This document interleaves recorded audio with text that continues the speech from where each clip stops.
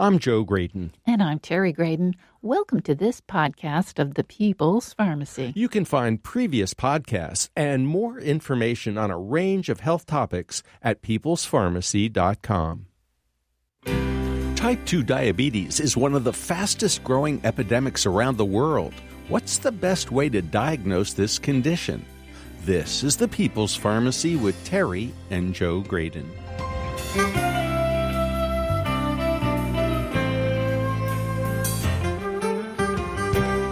There are important differences between type 1 and type 2 diabetes. What are they, and how do they impact treatment? Traditionally, many diabetes experts believe that aggressive blood sugar management would reap rewards in better health. Researchers have tested that strategy. How well did it work?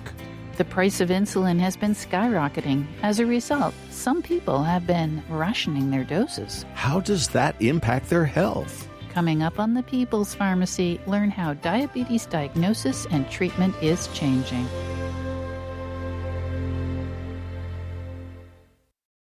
Welcome to the People's Pharmacy. I'm Terry Graydon. And I'm Joe Graydon. Today, the topic is diabetes. According to the CDC, more than 30 million Americans have this metabolic disorder. That's roughly 1 person in 10. Type 2 diabetes has become an epidemic, not just in the United States, but around the world. To learn more about how diabetes is diagnosed and treated, we turn to Dr. Kasia Lipska. She's an assistant professor of medicine and an endocrinologist at the Yale School of Medicine. Dr. Lipska is also a clinical investigator at the Yale New Haven Hospital Center for Outcomes Research and Evaluation, abbreviated CORE. Welcome to the People's Pharmacy, Dr. Kasia Lipska. Thanks for having me. Dr. Lipska, insulin has been available to treat diabetes since 1922, and there have been recent investigative reports that note the price of insulin has skyrocketed in recent years. We're going to discuss that in a few minutes because I know you have some opinions about that. But first, can you please give us an overview on diabetes basics and the difference between type 1 and type 2 diabetes? Absolutely. Diabetes is a chronic condition that's defined by elevated blood sugars in the bloodstream. So we define diabetes just based on that somebody has an elevated blood sugar either at that moment, or we also measure something called hemoglobin A1C, which gives us a measure of blood sugars over the last 2 to 3 months on average. There are different types of diabetes. The 2 major types of diabetes are type 1 and type 2. Type 1 diabetes happens when the pancreas stops secreting any insulin. And typically, type 1 diabetes is diagnosed early in life, but it can actually occur anytime during somebody's lifetime. It is an autoimmune disease, which means that the body itself is producing immune cells that attack the pancreas, and that results in insulin deficiency or not enough insulin in the body. Because there's not enough insulin, blood sugars are very high, and in order to treat type 1 diabetes, people absolutely need insulin to survive. Type 2 diabetes is the more common type of diabetes in our country, and that is typically diagnosed later in life, although we've had actually an epidemic of type 2 diabetes now in younger patients as well. And that type 2 diabetes is associated with increased body weight and happens because the insulin in the body the body is not responding to insulin properly, something called insulin resistance. There is actually insulin around, but the body is not recognizing insulin properly, and the end result is that blood sugar levels go high. The treatment for type 2 diabetes varies. So some of it may start with changes in lifestyle, such as diet that's low in carbohydrates and sweets, with some weight loss that can really help control the blood sugars, exercise, and then a variety of medications that may sensitize the body to the insulin that's already around. Some people with type 2 diabetes also require insulin, particularly later in the course of their diabetes, to control the blood sugars. Dr. Lipska, I've heard this described as sort of a real paradox where you've got all of this fuel, this glucose, sugar, floating around in the bloodstream, but you're sort of starving to death because you can't get that fuel into the cells where it needs to be. And so that's what happens when the insulin is not available to do the job of transporting that glucose. Someone once described it a little bit as if you were in a lifeboat in the middle of the ocean, surrounded by water, but not a drop to drink because you can't drink the salt water. Is that a fair analogy? I think that's a very good description, Joe. That's exactly right. The insulin unlocks this ability of the sugar to get into cells so that we can produce energy. So you're exactly right. Without either insulin around or proper response to insulin, the body is unable to use that fuel as energy. And that can produce devastating consequences for people, particularly those who have no insulin around. People can die without it. Dr. Lipska, how do you diagnose diabetes? Diabetes is diagnosed based on a blood test that shows either increased level of plasma blood glucose or sugar in the blood, and that's typically done in the fasting state. So we have different criteria for diabetes. If you get a fasting blood sugar, so you haven't eaten at least 8 hours before that, and you get a blood sugar that's 126 milligrams per deciliter or more, and that's confirmed on a subsequent test, that is diagnostic for diabetes. You can also diagnose diabetes with something that I mentioned before, hemoglobin A1C, which is an indicator of average blood sugars over the last 2 to 3 months. And a hemoglobin A1C of 6.5% or more is diagnostic of diabetes. And then there's one other test that's done that's a 2-hour oral glucose tolerance test where somebody ingests glucose and we measure to see what their blood sugar is. And a blood sugar of 200 or more 2 hours after a glucose or a sugar load is also diagnostic of diabetes. Dr. Lipska, there's been a bit of a controversy in the last several weeks about this diagnostic approach to determining whether somebody actually has diabetes or not. And that's what you refer to as the hemoglobin A1C versus the oral glucose tolerance test. And we've actually heard from a lot of our readers saying, hey, I was normal on hemoglobin A1C, but then it turned out that I actually had diabetes, and the oral glucose tolerance test revealed that. So convenience versus accuracy, what do you think? Well, you're right, Joe, that the hemoglobin A1C test is very easy to do. You don't need to be fasting. You can do it any time of the day. You get your blood test and you're done. The oral glucose tolerance test is used less often because it requires the glucose load, and then you have to have a blood glucose level checked 2 hours later. So it's not as convenient. But as you noted, there are some circumstances under which the hemoglobin A1C test may not pick up diabetes, including there are differences in A1Cs by race, by certain chronic conditions, and in people with a variety of red blood cell survival times. So there are some circumstances under which it may not be as accurate. Dr. Lipska, patients care about different things than doctors do. And that's not to say that there isn't a shared concern, but what people really want from their diabetes management program is, I think, first of all, quality of life and longevity. They don't want a heart attack. They don't want a stroke. They want to avoid kidney disease and visual problems and neuropathy, nerve pain. And we could go down a long list of things that people really are trying to avoid when it comes to whether it's type 1 or type 2 diabetes. But the Food and Drug Administration often approves medications based on their ability to lower blood sugar, not necessarily to provide the outcomes that patients are looking for. So can you help us better understand the difference between what we'll call the surrogate endpoint of blood glucose versus really important clinical outcomes like heart attacks, strokes, neuropathy, etc.? Joe, that's really critical, I think, for us to understand how drugs affect what matters to people. You put it very, very nicely, what you asked. That's exactly right. So the FDA right now approves drugs for diabetes based on how they lower blood sugar, although they've changed their guidance over time, and now they require that the drugs be at least cardiovascularly safe, which seems a little bit backwards if you ask me. That, one of the biggest risks from diabetes is heart disease, but the drugs just need to not increase the risk of heart disease. They don't need to actually lower it.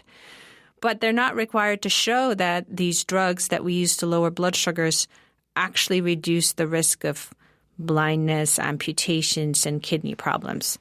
And over time, I think we've learned that different drugs have different effects on these outcomes, even though they may lower blood sugars just the same. So, for example, there are drugs that have been implicated in increasing the risk of heart disease, like rosiglitazone. Rosiglitazone lowers blood sugars. It does a lot of things that you would think would be helpful for the cardiovascular system, but yet it may actually increase the risk of heart disease. But another medication, which is more new, empagliflozin, also lowers blood sugars, and in recent trials was shown to actually reduce the risk of heart disease. So I think what we're learning over time is that it's not just about lowering blood sugars. We have to really know how these drugs affect the things that matter to patients, such as having a heart attack. And even though two drugs may lower blood sugars about the same, they may have different impact on those endpoints, such as the heart disease. So I think our diabetes field is actually undergoing a lot of change given these findings, that we realizing that the strategy that we use to lower blood sugar really matters. You're listening to Dr. Kasia Lipska. She's an assistant professor of medicine and an endocrinologist at the Yale School of Medicine. Dr. Lipska is also a clinical investigator at the Yale New Haven Hospital Center for Outcomes Research and Evaluation. Terry, I'm so glad that she emphasized the importance of outcomes that matter to patients versus those surrogate endpoints. Absolutely. After the break, we'll learn more about how doctors are rethinking the goals for HbA1c.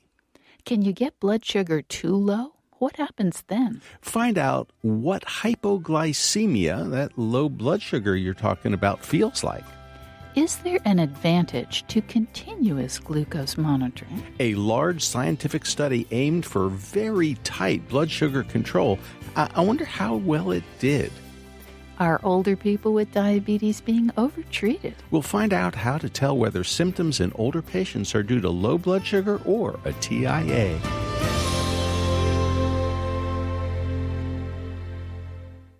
You're listening to The People's Pharmacy with Joe and Terry Graydon. The People's Pharmacy podcast is sponsored in part by Kaya Biotics. KAYA Biotics offers the first probiotics which are both certified organic and hypoallergenic. All probiotics are produced in Germany under laboratory conditions with high-quality ingredients and under strict regulatory oversight. The 3 available formulas are created for very specific purposes, such as strengthening the immune system, fighting yeast infections, and helping with weight loss. To learn more about Kaya Biotics probiotics and the important topic of gut health, you can visit their website, KayaBiotics.com. That's KAYA Biotics.com. Use the discount code PEOPLE for $10 off your first purchase.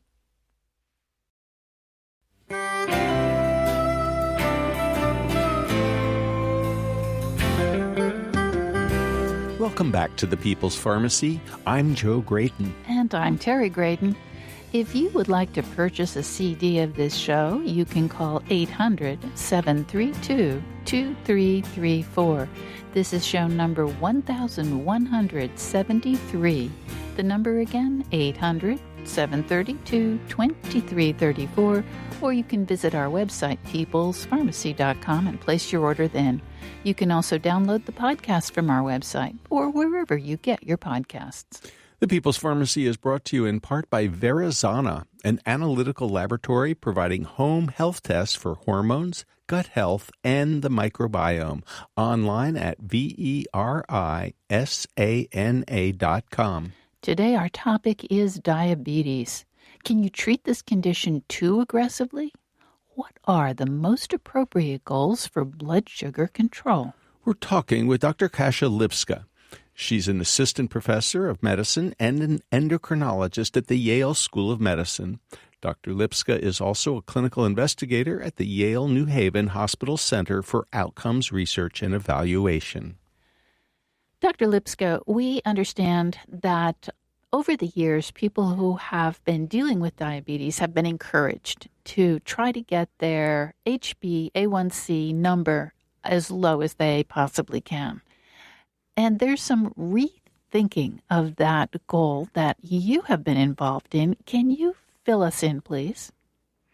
Sure thing, Terry. You're correct that for many decades, I think at this point we've heard that lower is better. Get it as low as you possibly can with the HbA1c. And truthfully, if you're lowering your HbA1c because you have type 2 diabetes and you're eating healthy and you're exercising and you've lost weight and your A1C is going down and down and down, there's really no harm to that. That's great. I think that the controversy is really in people who require medications to do so. And that's because medications carry a certain risk of harm. And the more medications you require to lower your HbA1c, the bigger the harm. There's still controversy, even among doctors, about how low these blood sugars should on average be or how low the HbA1c should go. Again, for many decades, the guidelines said, for most people, HbA1c should be below 7%. But now, even among guideline makers, there are disagreements. The diabetes guidelines still say most people should go under 7%. But the American College of Physicians recently put out a guideline which said, well, for most people, that number should be between 7 and 8%. So less stringent. Correct. Less stringent, according to the ACP or the American College of Physicians. This reminds me a little bit of the guidelines and the recommendations over the years for cholesterol or even for high blood pressure. Because there was a time, 50, 60 years ago when doctors were a little more casual about both lipids as well as hypertension. And in the last decade or two, it's like, no, you can't get cholesterol too low. If it's LDL of 30, that's way better than 70, which is way better than 100, et cetera. And ditto with high blood pressure. People never get concerned or very rarely get concerned if blood pressure is like 110/60. Unless, of course, you're a little old lady and you start falling over when you stand up. Well, that's where I was going next. What happens when people are just too aggressive in getting their hemoglobin A1C down? Because some people think that's like a report card.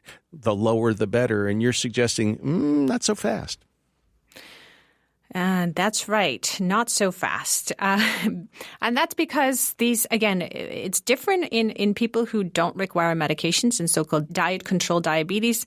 I think that diet and exercise are healthy ways of controlling blood sugars. But once you require medications, there are risks to them, particularly with the use of insulin. All people with type 1 diabetes require insulin. And about a third or 30% of people with type 2 diabetes eventually require insulin to control their blood sugars in our country.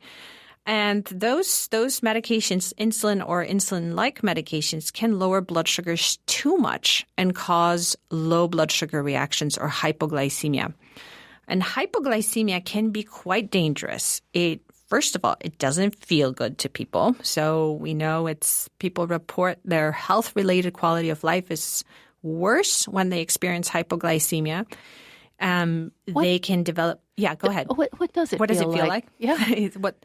Well, it feels like almost like a panic attack sometimes. So you feel your heart is racing. You may feel sweaty. You feel hungry, weak. Like you're craving fuel in your body because the blood sugar in the blood is so low.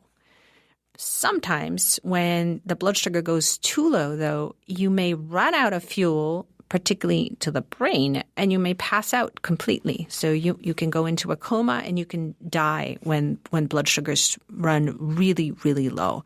So it can be very dangerous. And this can happen with both insulin as well as oral medicine. It can happen with insulin and I think I said insulin-like oral medicine. So there's a group of medicines called insulin secretagogues, which include sulfonylurea drugs like glipizide, glimepiride, glipburide, and then kind of less used medicines called glinides.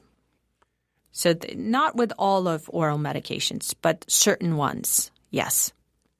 Dr. Lipska, I think everyone has seen the type of finger prick blood test that people with diabetes use to determine what their blood sugar is right at that moment. And people who use insulin may test several times a day. People with type 2 diabetes may only test a few times a week, perhaps. We have encountered a new technology that even people who don't have diabetes are starting to use, and that is a continuous glucose monitoring system that does so through a patch that you slap on your arm. Is this something that will be helpful for people with diabetes? So yes, continuous glucose monitoring, it can be very helpful to some people with diabetes, particularly people who use insulin and require multiple, as you said, multiple finger sticks a day. So it's particularly helpful in people with type 1 diabetes or those people with type 2 diabetes who have more advanced disease where they require multiple injections a day, and particularly to those people who are prone to low blood sugar reactions or hypoglycemia, because we can pick up those with these CGMs or continuous glucose monitors. Now, there were some trials. They had an umbrella name called Accord, and I'm sure that you know what that stood for. But we don't remember it any longer. And in this trial, they basically were thinking aggressive control of blood sugar, aggressive control of blood lipids like cholesterol, aggressive control of high blood pressure. And everybody thought, well, hey, people with diabetes they're the canaries in the coal mine. If we can demonstrate that aggressive control of blood sugar for these folks is really working well, then that will have implications perhaps for the wider community. It kind of flamed out. What happened? Yes, I think it was a huge surprise and disappointment because early on the trials for diabetes did demonstrate that lowering blood sugars can reduce the risk of complications of diabetes, like problems with vision, amputations, nerve problems, kidney problems. And so there was enthusiasm for lowering blood sugars and demonstrating that, that this may have beneficial effects. That the trial you mentioned, Accord, there were two other trials around that time, Advance and VADT, were really designed to answer the question of whether lowering blood sugars even more than in prior trials can reduce the risk of heart disease. And heart disease is the major issue for people with diabetes. Diabetes really increases the risk of heart disease. So the thought was that, if you bring the blood sugars close to normal, maybe we can reduce that risk. And unfortunately, at least in these trials, this was among people with type 2 diabetes, most of whom have had diabetes for a while, so they were not newly diagnosed. Neither one of these 3 trials reduced the risk of heart problems. And ACCORD, one of the 3 trials, was actually stopped early because of increased risk of death in the group of patients who were randomized to the more intensive blood sugar control. And that was a big surprise and a disappointment. Has that had an impact on how doctors think about treating diabetes over the last 10 years or so? Because I think it was about 10 years ago that it was published. ACCORD was I think it was, oh yeah, you're right, 2008. Correct. Has it had an impact? I think that the field has shifted from pushing blood sugars, again, as low as they can to now a more cautious approach. Although some of my work suggests that we're still treating a lot of patients with advanced diabetes, with many chronic conditions, too tightly, despite this evidence. Well, in fact, Dr. Lipska, in a recent New York Times article, a new RX for diabetes, Lighten Up, you are quoted about your research saying, it's important in shifting the thinking that lower is always better. Are older people with diabetes being over-treated? What we found is that treatment of diabetes, both in terms of the low A1C and also the types of medications used to achieve it, really did not differ based on what we called the health status or how healthy or sick you were, which is totally against what most of the guidelines recommend, which is, you should treat based on these factors. If somebody is healthy without many chronic conditions, you can treat them more aggressively, particularly with these medications that carry less risk of hypoglycemia or low blood sugar reactions. But if you have somebody who has end-stage comorbidities, who is very sick, who has functional impairments, well, you should be more careful in that person. You should really try to make sure that the treatment is safe. Again, we found no evidence that treatment differed in these groups of people, which suggests that, one, we have a lot of overtreatment, and two, that we're not really individualizing care, meaning that we're not tailoring the treatment based on those factors, how sick or healthy somebody is. It sounds as though that would be something you'd advocate. Yes, absolutely. I think it's really important that treatment is designed on a case-by-case basis and not just based on age or how many chronic conditions somebody has, but also based on who that person is, what do they want in terms of goals of care, and how difficult it is to get them there, right? So there may be a person who is really not burdened by checking finger sticks often or taking multiple injections a day, and is happy to do that. That doesn't lower their health-related quality of life. But there may be another person where that is really bringing them down and their quality of life is really affected by the treatment of diabetes. And in that person, thinking about how to reduce that burden, how to make the diabetes as least disruptive in their life as possible is an important, I think, role for the clinician. One of the symptoms of hypoglycemia that I worry about a lot, especially in older people, is dizziness and the possibility that people may fall, because a fall in an older person can lead to a hip fracture, which can lead to all kinds of devastating consequences. What are the symptoms that you tell your patients to watch out for when it comes to too low blood sugar? The symptoms may vary from person to person. So I think it's really critical when a physician or a clinician is starting treatment with drugs that may put that person at risk for hypoglycemia to describe this. Some patients may have the classic symptoms, the heart racing, sweating, feeling weak, perhaps dizzy, hungry, and it's easy to identify. But others may have more subtle symptoms.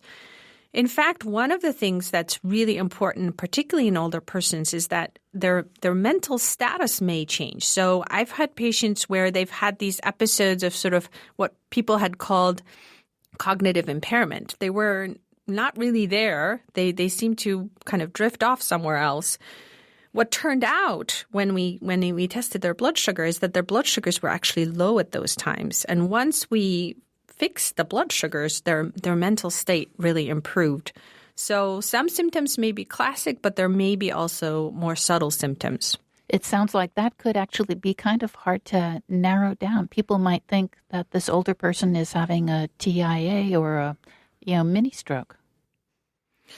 Correct. Sometimes it is hard to identify, and I think particularly in people who are prone to hypoglycemia and those who use insulin, it's important to monitor blood sugars either through finger sticks or, in people where we suspect, well, maybe there is something going on there that could be hypoglycemia, to potentially put on a continuous glucose monitoring device, at least for some time, to see whether there are low blood sugar reactions happening that we may not be otherwise picking up. It sounds a lot like the Goldilocks phenomena. You don't want it to be too high, not too low, not too hot, not too cold.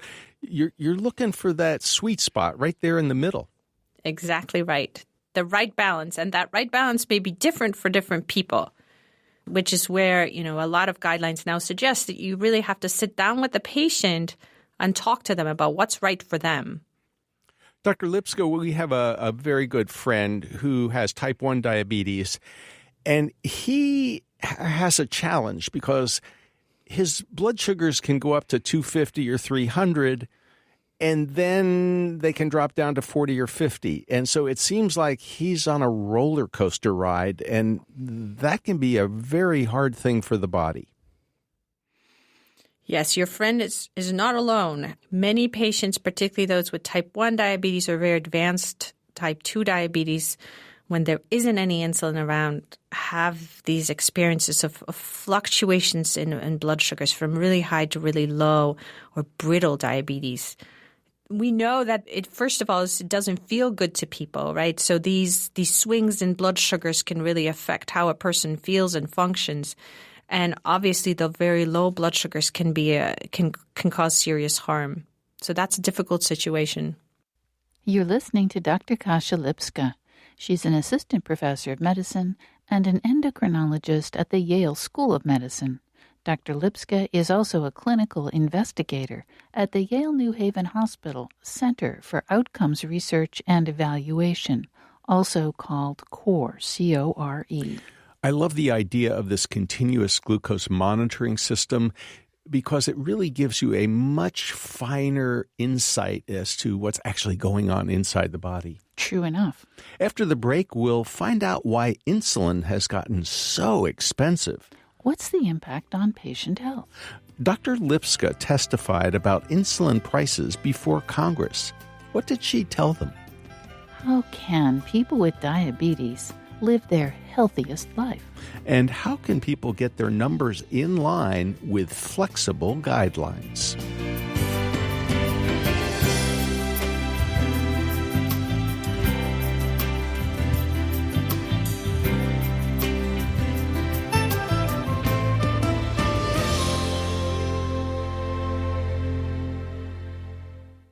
You're listening to The People's Pharmacy with Joe and Terry Graydon.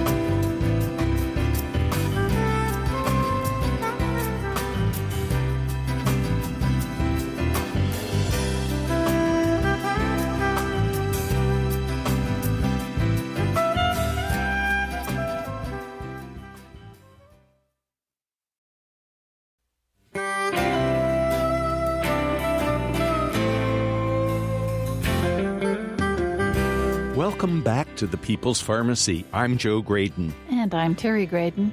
If you'd like to purchase a CD of today's show or any other People's Pharmacy episodes, you can call 800-732-2334. Today's show is number 1173. That number to call, 800-732-2334. Or go to peoplespharmacy.com and you can find it online. You can also download the free podcast from Apple, Stitcher, or from our web store. We invite you to consider writing a review. The People's Pharmacy is brought to you in part by Kaya Biotics, probiotic products made in Germany from certified organic ingredients. KAYA Biotics.com. We're talking today about diabetes and how it's treated. For people who have type 1 diabetes, insulin is not optional. It's their lifeline.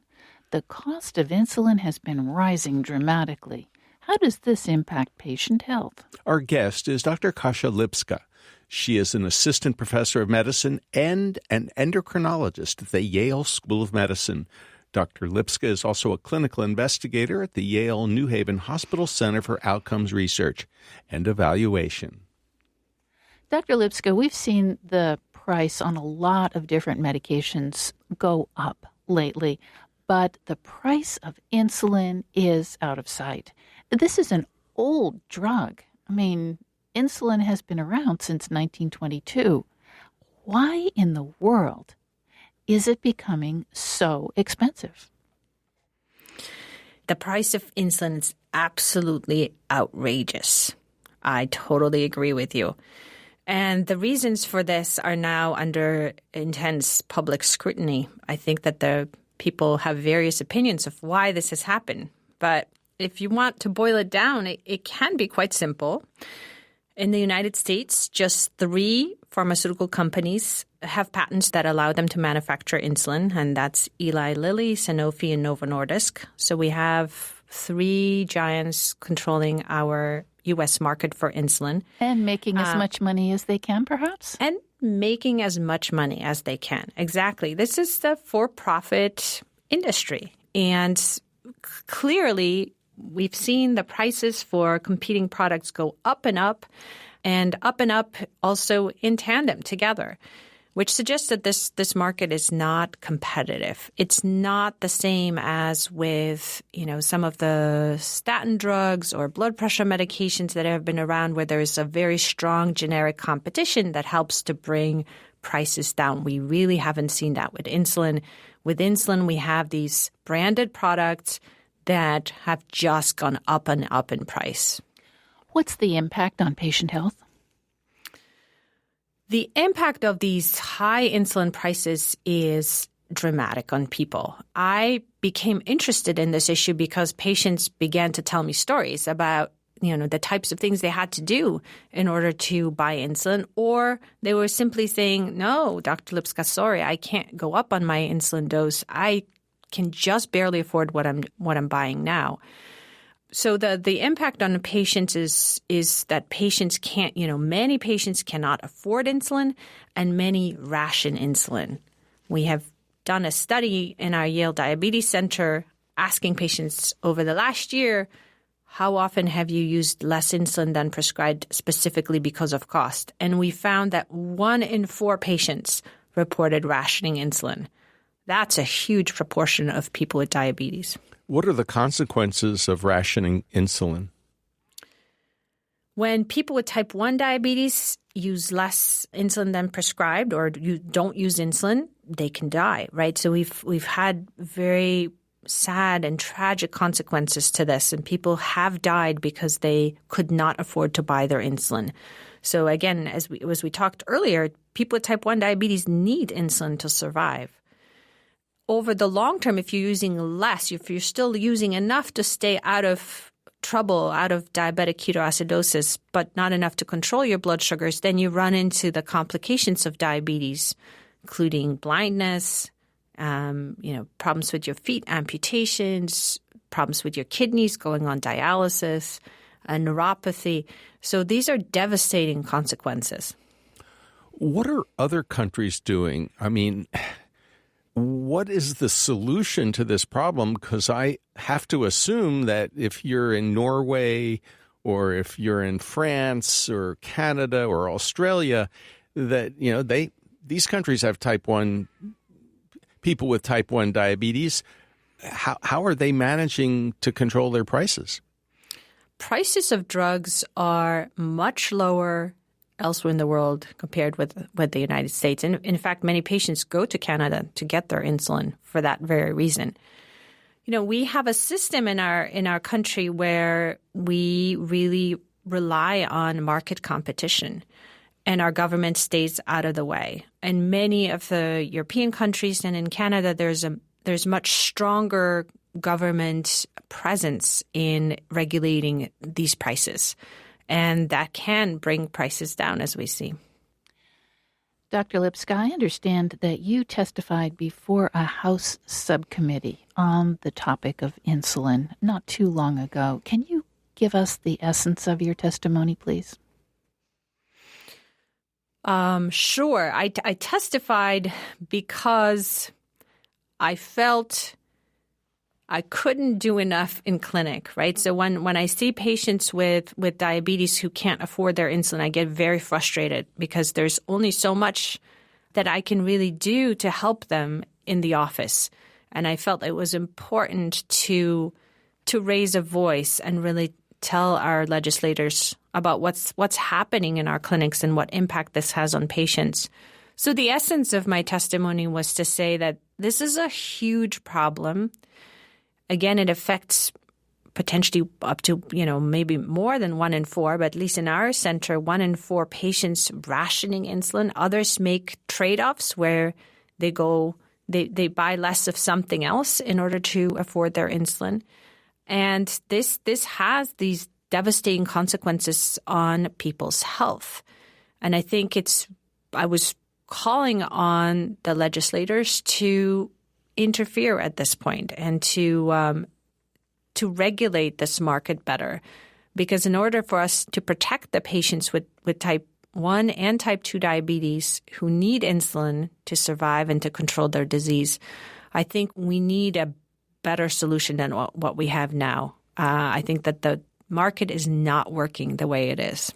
I assume that your colleagues, other diabetes experts, dealing with the same issues that you are equally frustrated, because it has to be tragic as a physician to write a prescription for insulin for someone with type 1 diabetes and learn that they've had to ration it because they couldn't afford it.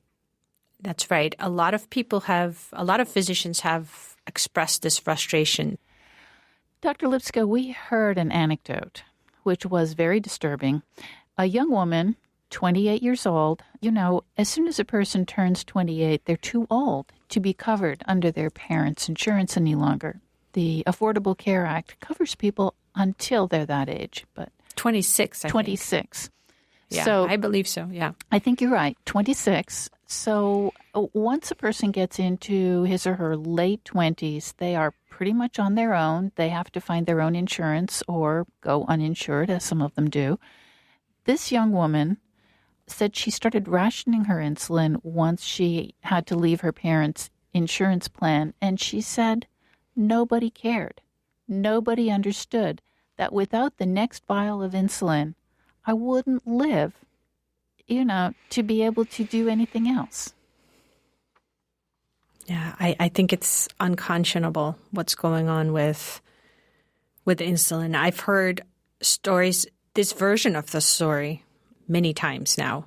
I think that's right. I think our system leaves patients out. I think that the insulin prices are ridiculously high, and these pharmaceutical company assistance programs really do not have the impact that the industry says they do, because patients like the patient you're talking about are common, and you hear their stories, and there is very little help for them in our system. I think that's absolutely wrong. And theoretically, a 26, 27-year-old person who is able to control her diabetes appropriately has a good long life expectancy. But if she's not Absolutely. controlling her diabetes, she's in big trouble. She's in big trouble, and she could die, right? So Alex Smith was in that exact similar story, right? He aged out of his mother's insurance, couldn't afford the premium for prescription drug coverage, was trying to raise enough money for his insulin, and couldn't, and was found dead with empty cartridges for his insulin. So this can have very tragic circumstances. There are other young people who, intentionally have their blood sugars run high so they can be admitted to the hospital and provided with free insulin upon discharge for 2 weeks afterwards. Yikes. That is tragic. It's crazy. Yeah. It's crazy. It makes no sense. It makes no sense. It makes no sense. I'd like to switch gears for just a moment and talk a little bit about type 2 diabetes, if we might.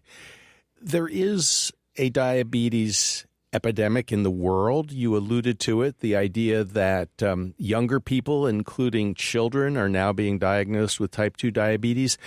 Do we have any understanding why? What went wrong? We have some understanding of what went wrong. So people always say that there is a genetic contribution to type 2 diabetes, that there is often a family history of type 2 diabetes in people.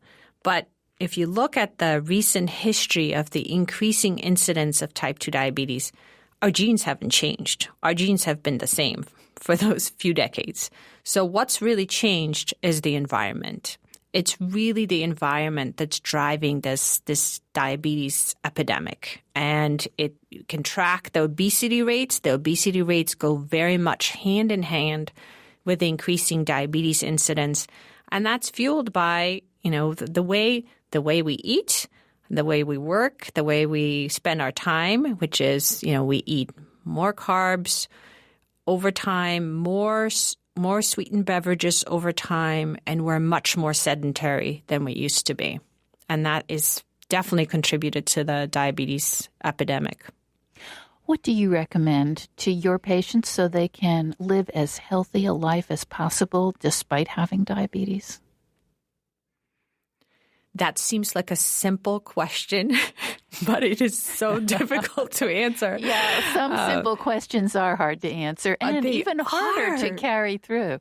They are. And I do not have the same advice for everyone. So I have to tell you that I tell patients that in terms of nutrition, the advice that we as doctors have given them over time has changed. And so I am extremely skeptical about going on record and saying things like, eat eggs, don't eat eggs, eat carbs, don't eat carbs.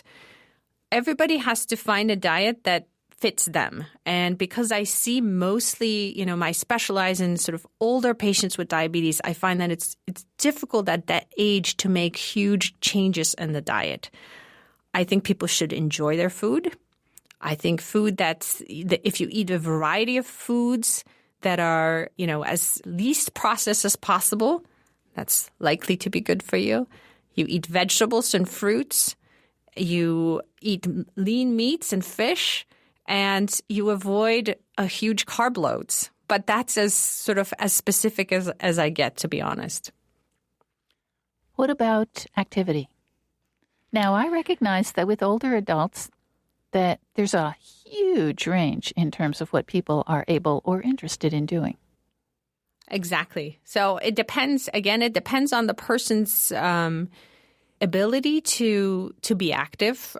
For many older adults, it may be safer to do water-based sports, so aqua aerobics or swimming, because some people are more prone to falls. They may also need some assistance and physical training in order to do this safely.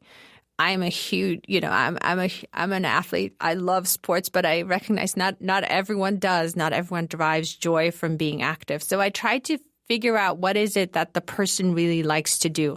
For some people, it's participating in, walking with a group where it's a social event and they really enjoy being with people, and that's what really gets them outgoing and walking. And so I try to help them figure out how they can do that so that they can really enjoy that. And for some people, it's other things, biking or joining a gym or tracking their steps.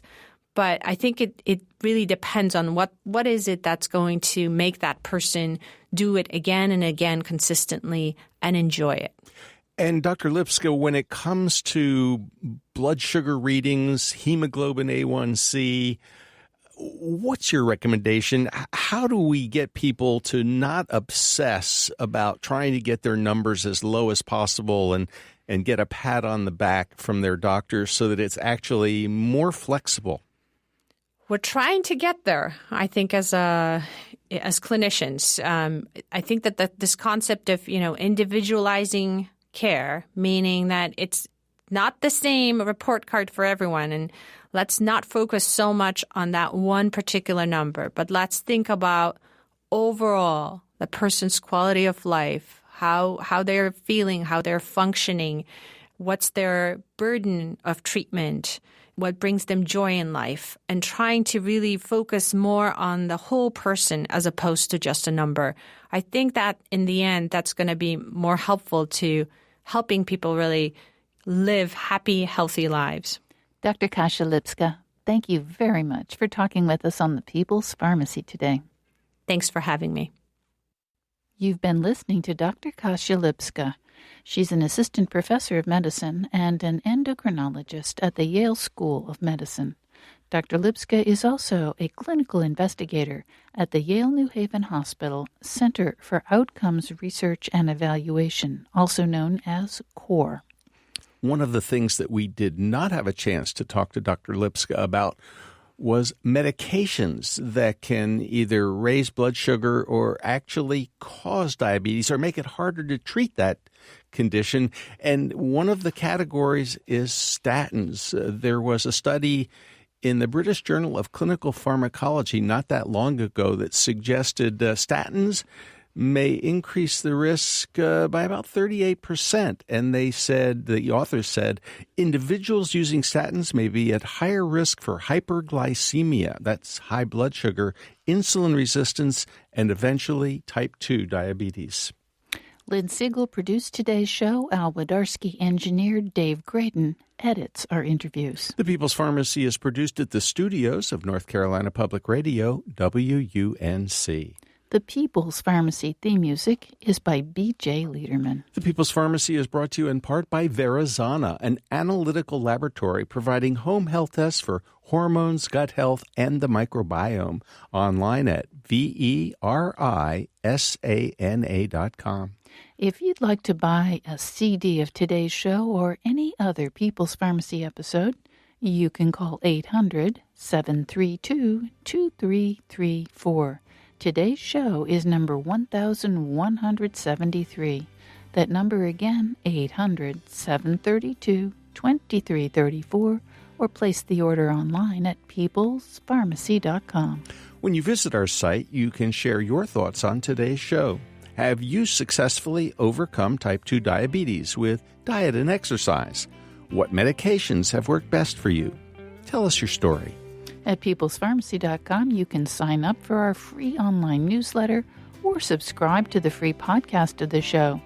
You need never miss another episode, and moreover, you can share it with a friend. When you sign up for the newsletter, you'll get our free e-guide to favorite home remedies. In Durham, North Carolina, I'm Joe Graydon. And I'm Terry Graydon. Thank you for listening. Please join us again next week.